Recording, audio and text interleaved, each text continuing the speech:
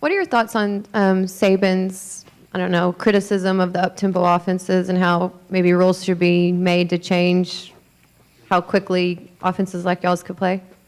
That's something that, we don't worry about. We just go out there and try to push the tempo as fast as we can. Gabe over here on the right aisle.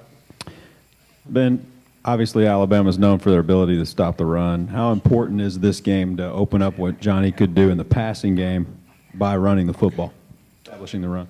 It's very important, with him running the ball and also with me running the ball and our core running backs running the ball.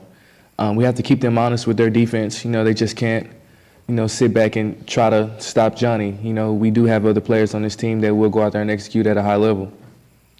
To the right side out. Okay, we'll go down here in the middle. Brent? Along the lines of an up-tempo offense, how much fun is it to play in that type of offense where you're always moving, you're always getting to the line of scrimmage and going? It's very fun. At the same time, it's very challenging because you have to know your alignment, you have to know your assignment, and you have to think at a very, very, very fast level. And that's a key component to making this offense work. KO up here.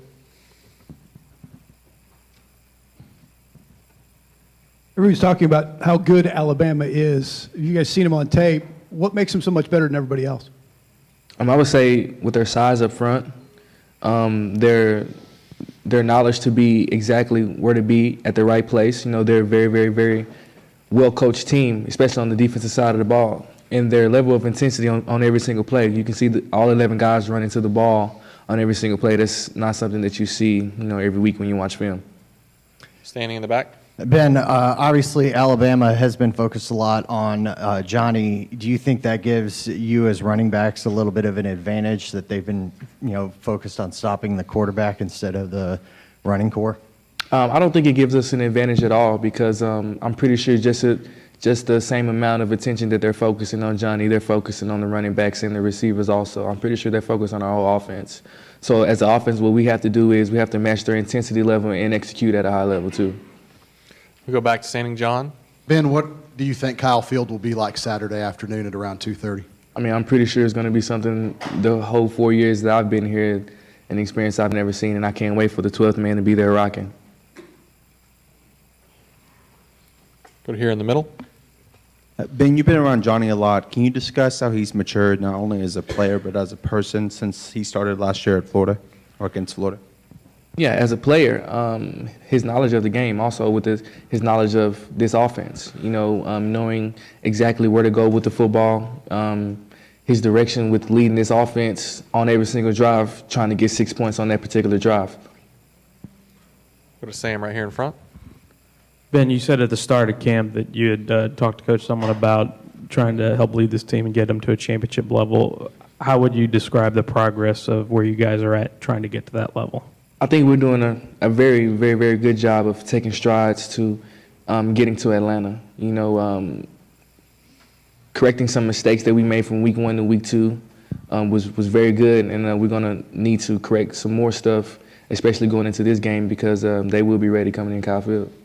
Brent here in front. Yes, everybody outside this building, and I imagine most people inside this building know it's not just another week, but how do y'all go about treating it like it's just another week 3 this Well, when it comes to a preparation level, we are treating it just like another week because if you prepare more for one specific team than you do another team, then your performance will correlate with your preparation.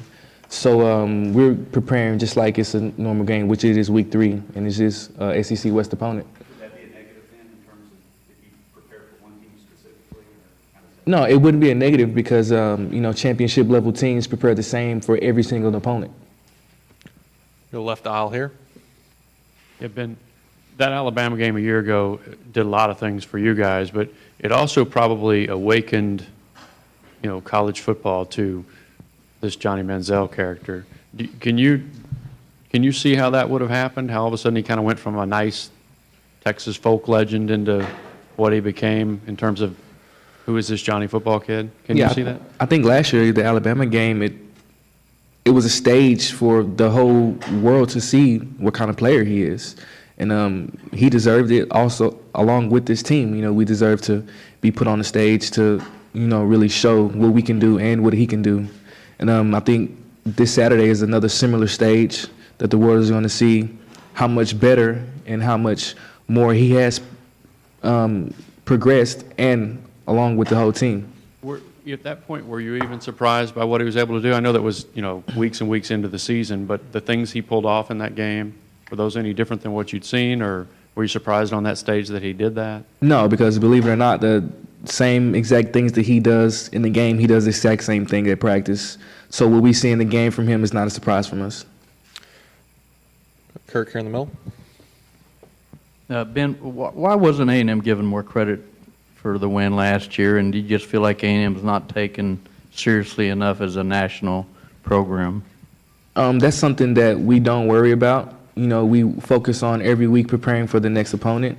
And from an offensive side of the ball, every time that we're on the field, we're trying to get first downs and trying to score points. I'm not sure. No, it doesn't. Go to Suzanne here in the middle. Hey, Ben, y'all, last year, I think you scored your first 10 drives, touchdowns, and on some of these defenses, you got so far ahead. On Alabama, for instance, 20 points. Can you talk about how the defense, can you see them frustrated at all at the fact that y'all are scoring so quickly? And then can you see the defenses change in the second half? Right. That's what coaches are paid to do, to make halftime adjustments. And every team that we do play, they do make adjustments during the game, but we make adjustments during the game also. We got time for one or two more for Ben. Staying in the back, and we'll go to Kurt.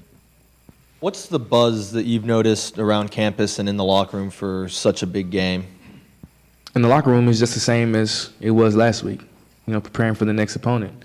It just so happened this week, it is Alabama, but at the same time, it's a SEC West opponent, and this is the next step that we have to accomplish in order to get to Atlanta. But on campus, everybody is, they can't wait till this Saturday at 2:30. Finish up with Kirk here in the middle. Do you turn your cell phone off this week, and do your teammates do that? And how often do you get asked for tickets? Nah, that's we understand the magnitude and the stage that this game is presented to us. We welcome it. We accept the challenge. But when it comes to outside media and things like that, we don't worry about that. Our focus is solely on Alabama this week. All right. Thank you, Ben.